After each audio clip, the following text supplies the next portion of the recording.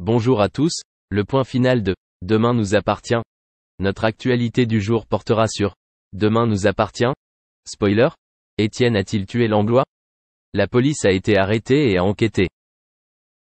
Pendant ce temps, Bénédicte retrouve Dorian à l'hôpital après son appendicite et on lui dit qu'elle ne va pas bien. Lorsqu'elle en parla plus tard à Étienne, Bénédicte était terrifiée à l'idée que Langlois s'en prenait à sa famille et ne parvenait pas à dormir. Le soir même, la police reçoit le signalement de Langlois à 7 et intervient immédiatement. Cependant, l'homme à qui ils ont fait appel n'était pas la bonne personne. En réalité, Langlois s'est échoué sur la plage, mort apparemment d'un coup porté à la tête. Au même moment, Timothée se rend au commissariat pour être interrogé après le piratage. Son arrogance ne joue pas en sa faveur puisque Timothée estime avoir convaincu la police qu'il est talentueux et qu'il peut être embauché, mais Karim et Roxane ne sont pas d'accord.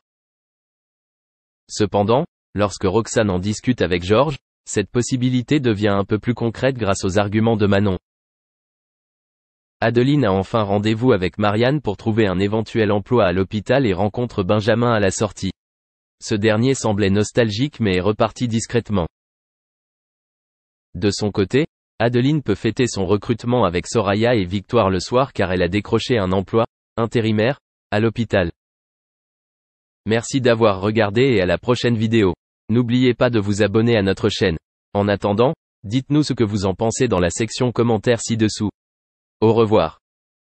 Plus que la mouche dans la chambre. À demain donc. Ainsi, quand ça ne veut pas, ça ne veut pas. Qui sait, cette anecdote de début de vacances, qui vire au cauchemar pour une famille, inspirera sans doute un livre à Maxime Chatham. Faustine Bollaert a indiqué que l'univers de son mari lui faisait d'ailleurs assez peur.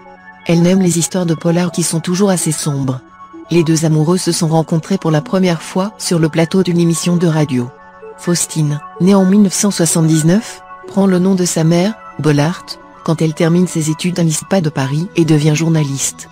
Comme beaucoup, Faustine Bollaert n'obtient pas tout de suite un journal et sa première télévision est un rôle de figurante dans la série AB, Premier baiser.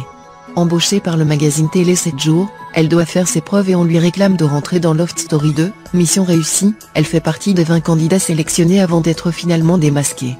Faustine débarque à la télévision en 2002 sur France 3 où elle anime Côté Vacances, ensuite le jeu Décrochez vos vacances.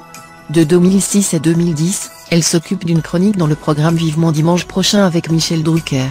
Après avoir intégré le groupe M6 et présenté le programme de télé-réalité Dilemme sur W9 en 2010, elle est de retour à la radio avec Michel Drucker dans le programme Faites entrer l'invité en 2011. À partir de 2012, elle remplace Estelle Denis à la présentation de programme 100% Mag sur M6. De plus en novembre et décembre 2012, elle anime Le Meilleur Pâtissier, une émission culinaire diffusée aussi sur M6.